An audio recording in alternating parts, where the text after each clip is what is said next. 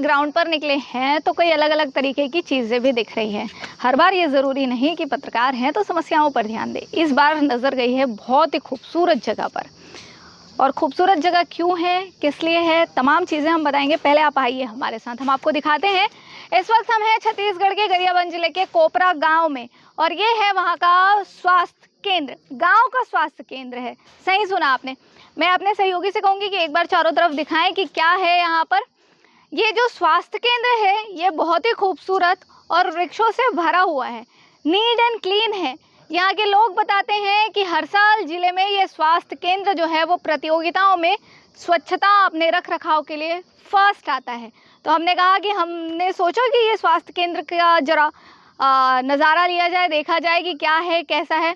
Full with greeneries plantation, यहाँ पे रख रखाव को हमने भी देखा। तो आइए हम आपको दिखाते हैं कि क्या कुछ यहाँ पर खास है, और डॉक्टर से बात करने की कोशिश करेंगे कि भाई हमेशा जो हॉस्पिटल होते हैं वो कहीं ना कहीं मरीजों से भरे होते हैं, कहीं ना कहीं असुविधाओं का शिकार होते हैं। पर यहाँ पर हमने देखा कि बाजू में सिंक लगा हुआ है, बाकायदा लाइन लगाने के लिए, टोकन लेने के लिए काउंटर बना हुआ है, वो भी साफ़ है। पेड़ पौधे अच्छे खासे लगे हुए हैं। हॉस्पिटल में पेशेंट्स जो हैं वो अपने समय पर आ रहे हैं, अपने समय पर जा रहे हैं। निःशुल्क जो वितरण काउंटर हैं वो भी है। तो तमाम जो चीज़ें हैं वो यहाँ पर थोड़ी व्यवस्थित दिखी, तो हमने सोचा कि आपको भी दिखाया जाए कि एक व्यवस्थित गांव का जो स्वास्थ्य केंद्र है वो कैसे हो सकता है। तो अब काउंटर में हम घुस चुके हैं, तो बात करते हैं और बताते हैं कि क्या राज है आप लोगों के स्वास्थ्य केंद्र के ग्रीन होने का। ग्रीन होने का ये है कि हम लोग काम जो करते हैं वो पूरी अच्छे से करते हैं, और पेशेंट की सेवा पे पूरा ध्यान रखते हैं कि उनको समय पे दवाई मिले या जो परामर्श चाहते हैं वो सब दें। अच्छा, तो ये जब हमने आपका जो पूरा हॉस्पिटल है वो घूमा, तो हालांकि एक तरफ आप लोग के यहाँ कंस्ट्रक्शन का काम चल रहा है, पर बाकायदा सीसी रोड है, लोग आ रहे हैं खुद से व्यवस्थित। तो इसके लिए कुछ आप लोगों ने, क्योंकि गाँव है यहाँ पर, आप लोगों ने कुछ इंस्ट्रक्शन दिए हैं कि लोग स्वतः ऐसे ट्रेंड हो गए हैं, क्या है? नहीं, ये डिसिप्लिन अपने आप बन जाता है मैम, कि हम भी करें वही चीज़ पेशेंट भी फॉलो करते हैं, क्योंकि उनको भी अच्छा लगता है कि उनको पूरी सुविधाएं मिल रही हैं। तो ग्रीनरी के लिए कौन मोटिवेट कर रहा है? हालांकि हमने आपका गांव घूमा है, ये अपने आप में बहुत बड़ा गांव है, 10,000 की जनसंख्या है आप लोगों के गांव की, और अब शायद नगर पंचायत होने वाला है, जनपद पंचायत होने वाला है या हो गया है जैसी सूचना मिल रही है। तो क्या कुछ मोटिवेट कर हमारे यहाँ पर्टिकुलर एक स्टाफ, इनको बहुत शौक है सर को, वो और अच्छे से बताएंगे आपको, वो हर चीज़ करते हैं यहाँ का। तो ग्रीनरी के लिए जो है वो इनके सर बहुत कुछ करते हैं। हालांकि अभी एंट्री कर रहे हैं, तो हम उनसे बात करने की कोशिश करेंगे एंट्री के बाद कि क्या कुछ उनके मन में रहता है, कहाँ ग्रीनरी प्रेमी है। अधिकतर जब हॉस्पिटल्स पे हम जाते हैं तो अलग तरीके की बात रहती है, कहीं ना कहीं मेडिसिन्स की खुशबू कह लें, पेशेंट्स कोई खून दिख रहे हैं, कुछ और दिख रहे हैं। ऐसी परिस्थितियों में हॉस्पिटल का माहौल भी बड़ा डल हो जाता है। पर ग्रीनरी देखकर लोग भी शायद मोटिवेट हो रहे हैं, और कहीं ना कहीं एक साफ़ सुथरा क्लीनिनेस रखने का जो बात है वो भी कर रहे हैं। हालांकि जो सर हैं वो अभी पर्ची बनाने में बिजी हैं, जिनको ग्रीनरी का इतना शौक़ है, और लोग भी उनके साथ सहयोग करते हैं। क्या रहता है मोटिवेशन इतनी ग्रीनरी के लिए? मैं शुरू से इस कार्य में लगा हुआ मैडम, जब से मैं वहाँ अपने गांव में भी ये कार्य करता हूँ। और दरअसल यहाँ ना एक कार्यक्रम आया, कायाकल्प के तहत हमारे हॉस्पिटलों को मतलब सौंदर्यीकरण करना है, व्यवस्थित करना है। तो उसके तहत चंद्रा सर के गाइडलाइन में ना मैं कार्य करना शुरू किया। पहले तो एकदम मैदान सा था ये, लेकिन आज ये हरा भरा है।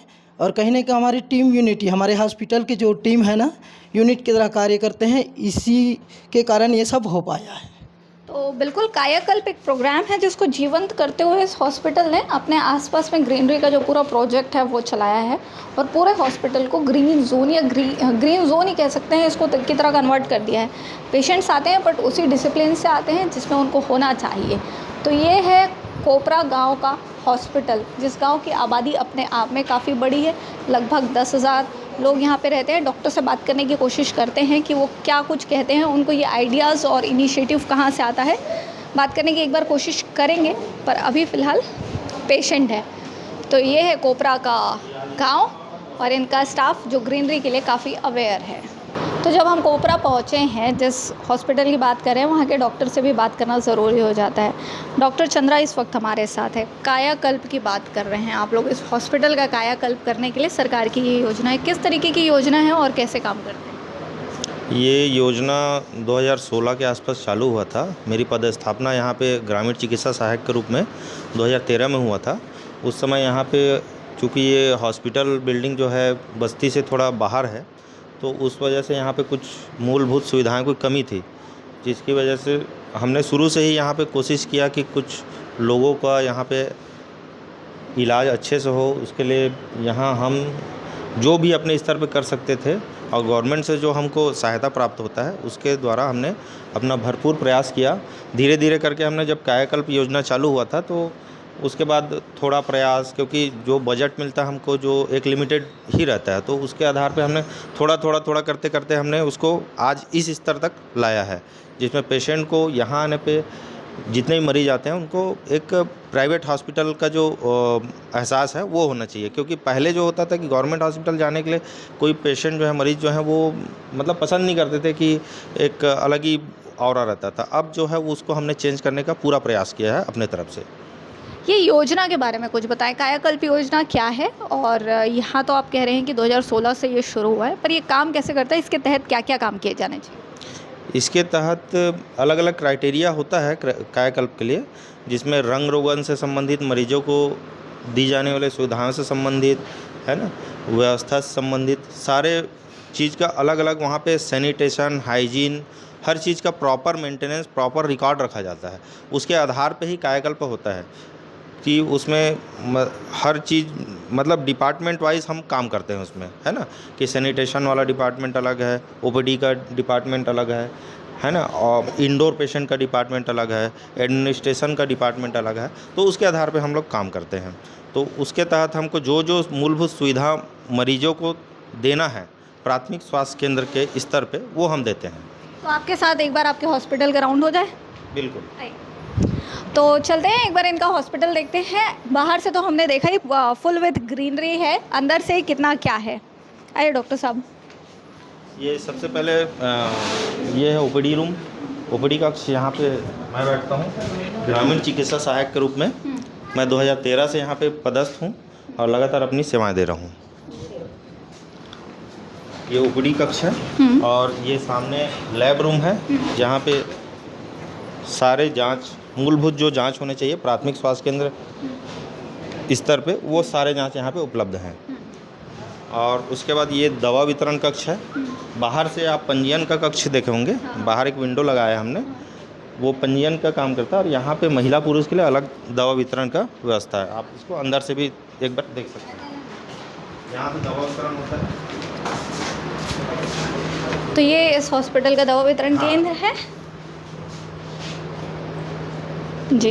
इसमें जो भी गवर्नमेंट गाइडलाइन होते हैं एनक्यूएस और कायाकल्प के अकॉर्डिंग, वो सब मेंटेन करके हम रखते हैं। लासा ड्रग्स होता है, फीफो होता है ना, और ये बाकायदा रिकॉर्ड मेंटेन रखा जाता है यहाँ पे। वार्डों की तरफ क्या हाल चाल है डॉक्टर साहब? क्योंकि कई बार वार्डों से कंप्लेन आती है। अच्छा, वार्ड्स तो अभी हमारे यहाँ प्रॉपर मेंटेन है, ऐसा कोई कंप्लेन का तो बात नहीं है। ये है इंजेक्शन कक्ष। हमारे यहाँ आरएचओ फीमेल श्रीमती पूनम सिन्हा, ये लगातार 2013 से पदस्थ हैं। ये इंजेक्शन कक्ष है। यहाँ पे गर्भवती का भी जांच करते हैं, इंजेक्शन वो करते हैं। ठीक है, तो इंजेक्शन कक्ष है, क्योंकि पेशेंट्स के प्राइवेसी का ध्यान बिल्कुल हमको रखना है, इसलिए हम अंदर नहीं जा रहे हैं। बाकी डॉक्टर साहब खुद हैं, वो वार्ड्स बता रहे हैं कि कैसा है क्या है। ये वार्ड है, फीमेल वार्ड। हाँ यहाँ पे अभी एक पेशेंट को हमने एडमिट करके रखा है, हाँ। जिसको अभी वीकनेस की बहुत ज़्यादा कम शिकायत थी, तो इसके लिए इनको हमने अभी आईपीडी में अभी रखा है। इनका ट्रीटमेंट चल रहा है।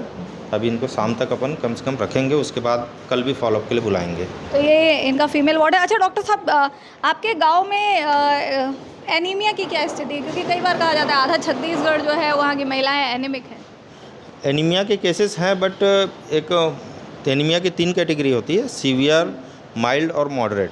क्योंकि रेगुलर हम लोग चेक कराते रहते हैं और खान पान का जो हमको एडवाइस करना चाहिए एनीमिया संबंधित, क्योंकि कुपोषण से ही होता है, तो उसके लिए हम प्रॉपर सबको अपन एडवाइस करते हैं और उसको फूड का जो सही वो है उसको भी हम बताने की कोशिश करते हैं।